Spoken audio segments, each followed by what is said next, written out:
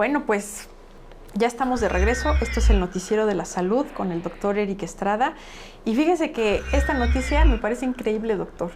Pues sí, porque todo el mundo oye hablar de transgénicos y parece que uno ve al diablo. Sí, ya uno ve la calaquita esa con los huesitos cruzados esos de transgénicos, ¿no? Por Dios. Pero resulta que también tienen su lado positivo los transgénicos. Hay buenos y malos, como en todo.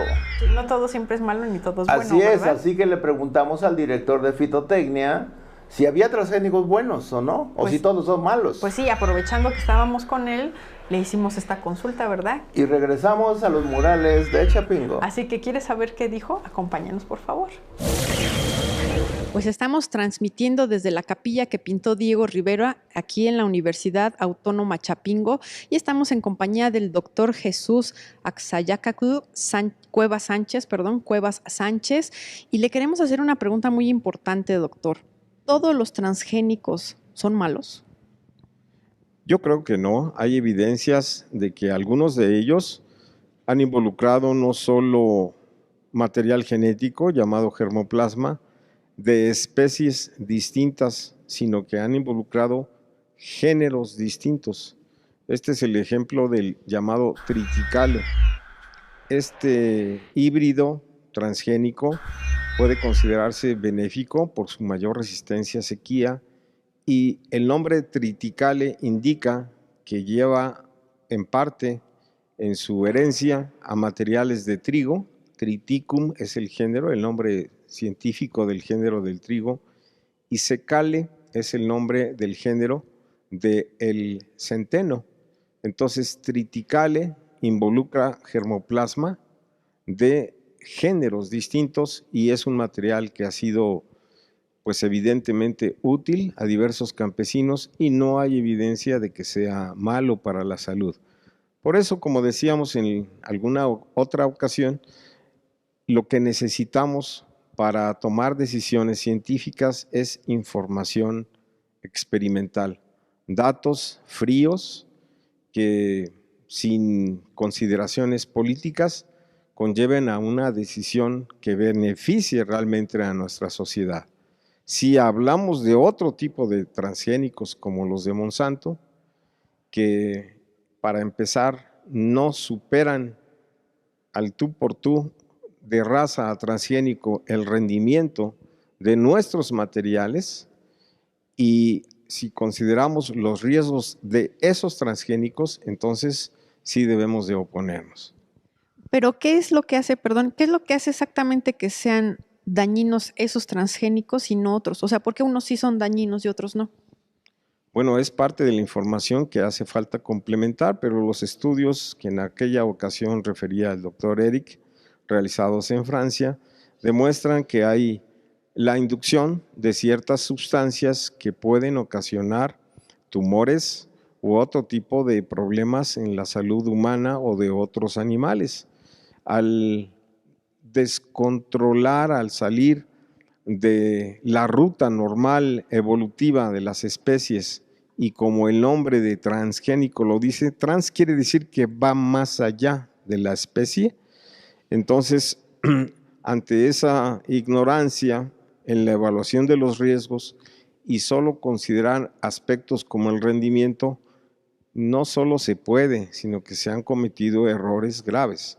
El maestro Efraín Hernández Solocotzin, nuestro distinguido, el mejor etnobotánico para nosotros, bueno, que fue nuestro maestro del mundo, el maestro Hernández siempre nos decía como lema: el buen agrónomo debe siempre de entender primero aquellos fenómenos que quiere transformar para transformarlos después con inteligencia.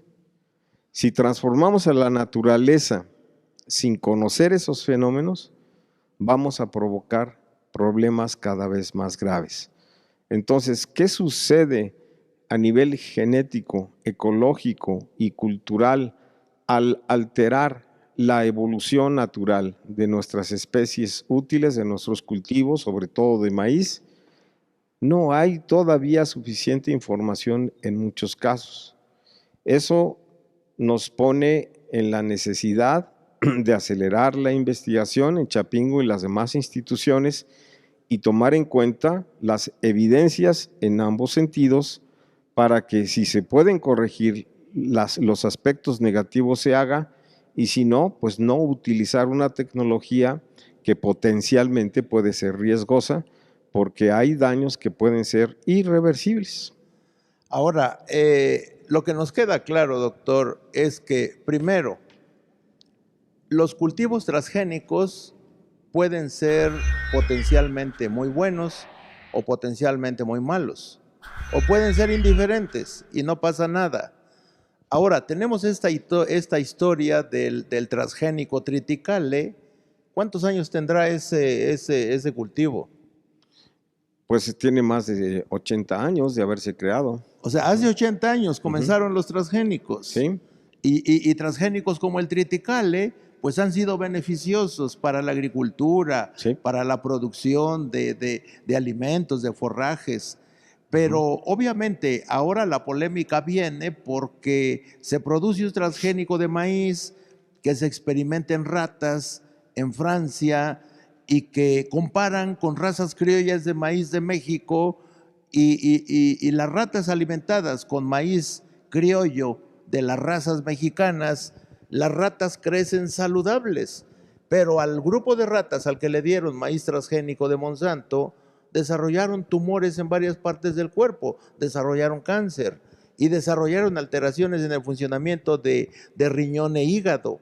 Y como la genética de las ratas, 90%, es la misma que los humanos, es decir, lo que pasa en una rata pasa 90% en un humano, pues Europa se negó al consumo, al cultivo de maíz transgénico de Monsanto.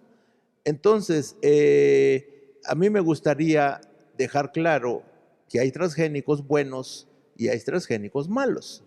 Y de que en el caso del maíz de Monsanto es muy malo porque a nivel experimental se demuestra que produce cáncer. Obviamente, si se llega a producir otro transgénico de maíz que no represente ningún daño para la salud, pues obviamente no vamos a protestar. Así es. Sí, esa es la forma en que debemos de actuar como científicos, no como políticos. Necesitamos esos datos. Por eso yo creo que un aspecto prioritario sería hacerle ver a las autoridades correspondientes que necesitamos más recursos para que junto con los campesinos llegamos a buenas decisiones. Pero vean, los transgénicos en Europa, en particular de maíz y de soya, están prohibidos, pero ellos están obteniendo el soya para alimentar sus animales en Europa de la selva del Amazonas, transformada en mares en monocultivos de soya transgénica. O sea, los europeos están produciendo su propio cultivo de soya transgénico. Pero en Sudamérica. Y lo están produciendo en Sudamérica, no en Europa. No en su territorio. ¿Sí? Entonces, pues obviamente, pues eso suena también como éticamente no muy viable. La familia Maggi es una de las responsables del progreso económico desde ese punto de vista, ¿no? Ellos se sienten muy orgullosos de la autopista de la soya transgénica. Según ellos, están propiciando el desarrollo, tal vez económico, tal vez solo para algunos. Pero sin embargo, doctor, la Comunidad Económica Europea se niega a comprar la miel de abeja si las abejas recogen polen de soya transgénica. Lo que está claro, pues, es que hay intereses económicos muy fuertes detrás de todo esto, y cuando uno tiene que tomar una decisión, además de los datos crudos científicos, no debemos de olvidar de tomar el punto de vista de los campesinos. Ellos no deben de ser objeto de manipuleos. Ellos deben de estar claros de lo que se pretende hacer al introducirse un transgénico o cualquier otro tipo de material. Hemos tenido muchas experiencias con campesinos sabios. Voy a ponerles un ejemplo de frijol. Un colega de cierta institución hacía evidente en una plática que su frijol, su variedad mejorada, producía 3 veces más que sus frijoles de esos campesinos. Pero una señora totonaca se levantó y le preguntó al colega, ¿y en qué tiempo se cuece su frijolito? El colega no supo qué responder porque él está acostumbrado a ver el análisis estadístico solo del rendimiento. Platicamos con la señora y la señora nos dijo, es que mi frijol aquí se cuece en menos de 20 minutos. Vean que la señora estaba haciendo cuentas del tiempo, del esfuerzo que tendría que hacer para ir por más leña en el supuesto caso de que aceptara cultivar ese frijol. Igual con el maíz transgénico, no solo hay que ver el rendimiento, hay que ver aspectos aparentemente sin importancia, pero que para la gente humilde de campo sí la tiene, como el tiempo de nixtamalización. De esos aspectos yo no tengo datos que digan que un maíz transgénico es más eficiente en la transformación. Repito, no solo hay que ver la producción, sino todos los aspectos culturales vinculados al aprovechamiento.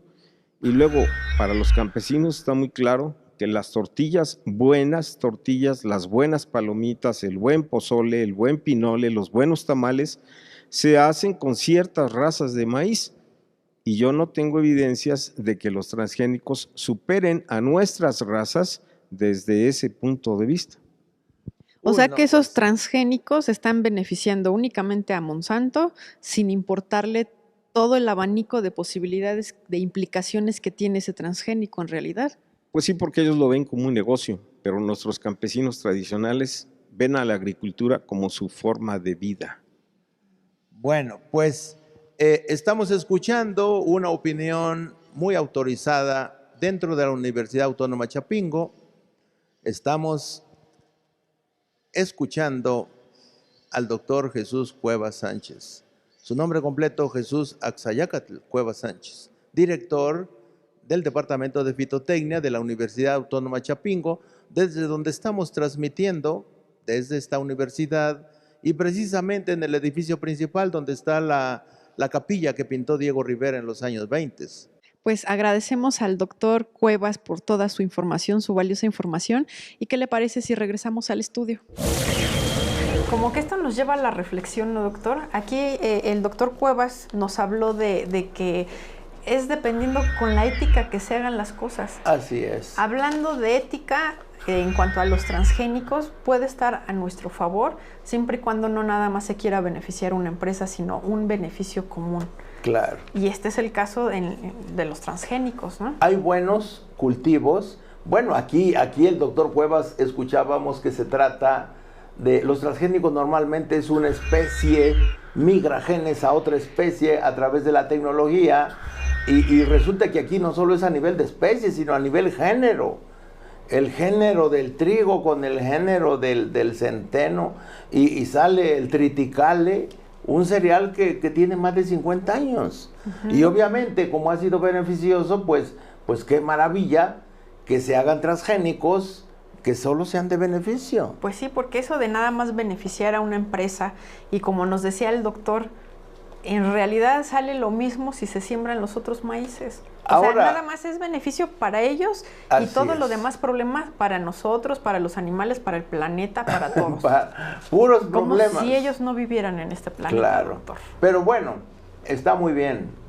Qué hermosos murales volvimos a ver. Ay, ¿verdad que sí, doctor? Sí. Fue una maravillosa experiencia, la verdad. Sí, hay que regresar a Chapingo. Esperemos pronto que don Arturo Duarte... No, y agradecerle a todo el equipo que trabajó tan bien y tan contentos en todas estas salidas que hemos tenido. Pero ¿qué le parece si damos las redes sociales de una vez? Pues doctor? Sí, en Twitter estamos en Herbolaria Eric, en Facebook Fórmulas Herbolarias Eric Estrada, en YouTube Noticiero de la Salud con el doctor Eric Estrada, la página web www.ericestrada.com.mx, y aquí a través de la web del canal. Sí, si quiere ver alguna repetición de nuestro programa o quieren ver cualquier otro programa que es buenísimo. Cualquier otro canal. No, canal ¿Qué le pasa, licenciada? Ay, doctor, bueno, solo Efecto TV y Green TV. Sí, pues por eso lo decía, no crean que por otra cosa. Pues ya saben que pueden consultar www.greentv.com.mx, pero también en YouTube. En YouTube. Si quieren estudiar todo lo que el doctor les dice y no fallarles nada, llevar una alimentación impecable y estar bien sanitos, por YouTube. El noticiero de la salud con el doctor Eric Estrada. Bueno, pues les agradecemos como siempre que nos sintonicen, que prendan su tele y nos vean y aprendan muchas cosas buenas. Y como siempre los dejamos en Green TV, la televisión viva. Hasta pronto.